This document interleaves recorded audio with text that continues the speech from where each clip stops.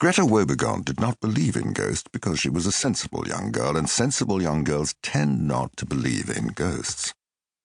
That was until the day she was knocked over by a car and died, when everything changed. But do not be too alarmed. Greta Woebegone did not die for long. You see, the thing about Greta is that she is surprisingly indestructible, and a Volkswagen Passat proved to be no match for her. But we shall not be starting our story at the scene of an automobile accident. That would be far too dramatic, and this is not that type of book. This is a very serious novel full of important themes and valuable moral lessons, and not one of easy thrills and cheap laughs. Instead, we shall begin by introducing the characters and build up to the little car incident, as it became known in the Woebegone household. So, who belongs to this Woebegone household? Excellent question.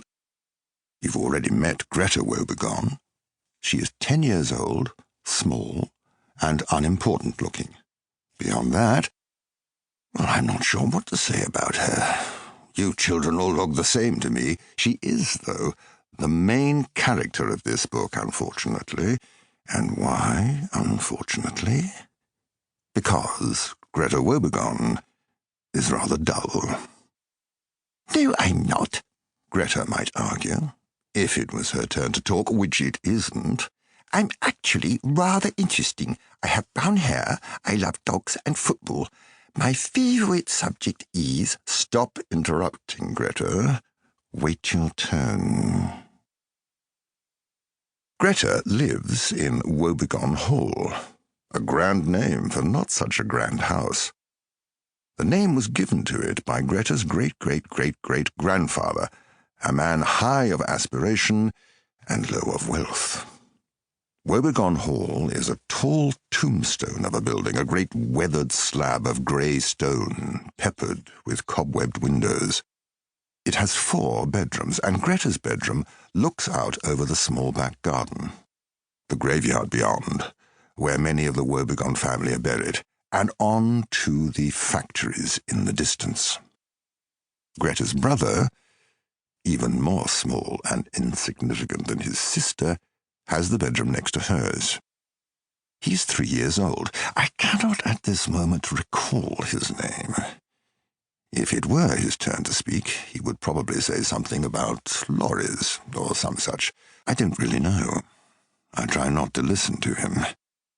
Greta is fortunate enough to still have both her parents. Her father, William Woebegone, uses a wheelchair, smokes a pipe, and has a large beard and moustache, and is always working on his latest collection of poetry. Her mother, Prosecco, also smokes a pipe, but has neither beard nor moustache. She does have dyed purple hair, however, and loves yoga, crystals, and chanting. And whenever Prosecco chants, William closes his eyes and furrows his brow as if in great pain. That leaves Mildred Woebegone, or Grandma Woebegone, as she is more commonly known, both ancient family matriarch and Greta's best friend. Grandma Woebegone lives in the attic, because that is where old women live in stories, even though it is extremely impractical and dangerous to give them rooms at the top of so many rickety stairs. She has a world record-sized marble collection, and many, many years ago was a racing driver, and a very good one too. She was all set to race in the World Championship before an accident destroyed her car and left her with a broken arm, and her husband, George Woebegone, made her stop, which was something that husbands could do to their wives in those days.